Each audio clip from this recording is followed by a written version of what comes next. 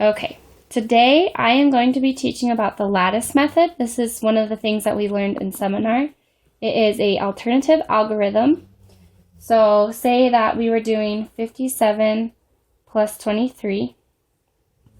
The traditional method is to do 7 plus 3, which is 10, put down a placeholder, and do 5 plus 2, which is 7. So then you know 10 plus 7 is going to be 80. This lattice method makes it a little bit shorter. What's going to happen is you're going to draw a box underneath your equation. And you're going to do 7 plus 3, which is 10. You're going to put your 1 here and your 0 there. Because this is the units part of it, and then this is the tens part of it. And then this would be like the hundreds over here. And so you're going to do 5 plus 2, which is 7. And then that's going to be 8. So you know it's 80. You can do the same thing with multiplication. You did 57 times 23. The traditional algorithm is making sure that you times everything by everything, that you put down the right placeholder in the right spot, that you add, that you make sure to carry correctly, blah, blah, blah. The lattice method is a little bit easier for kids because it helps them kind of visualize what's going on, and it helps it be a little bit easier on the carrying and remembering to add everything. So you draw a box this time, and then you're going to do each one by each one. So 7 times 2, which is going to be 14, 7 times 3, 21, 5 times 2, 10, and then 5 times 3, which is 15. And then what kids have to do is they have to add in those columns again. And so they're going to do 1, and then 5 plus 2 plus 4 is 11. Put down your 1.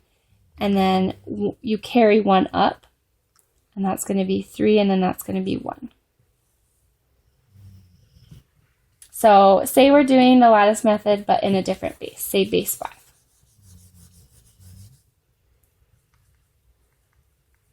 I like to write out my counting numbers.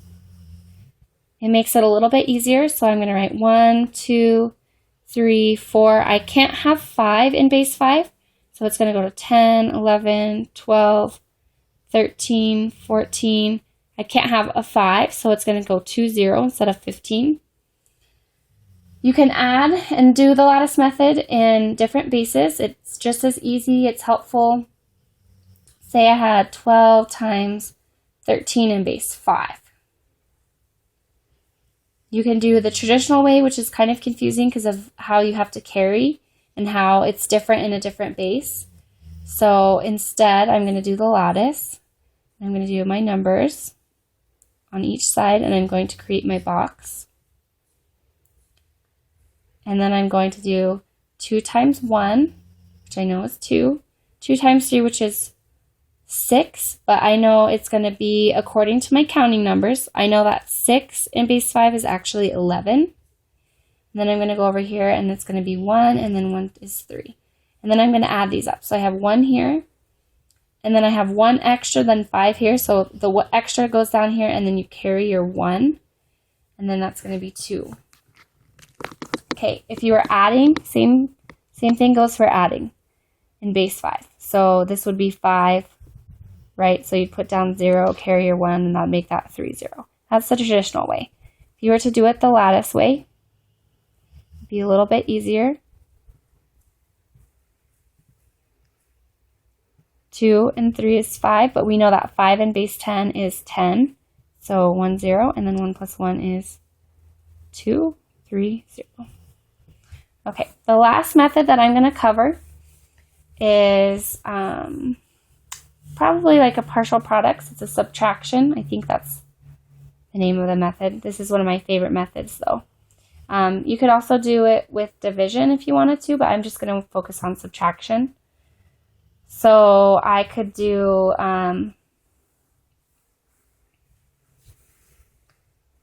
683, 55.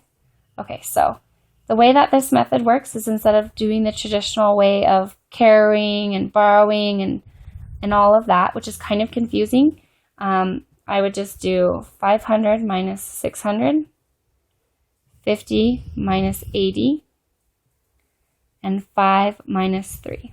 So 5 minus 3 is 2, 50 minus 80 is negative 30, and 500 minus 600 is negative 100. And then I would add those, so negative 100 plus negative 30 is going to be negative 130. And then you have to add your 2, so negative 130 plus 2 is going to be negative 129. And then we can just check that really quick. We can do 555 minus 63.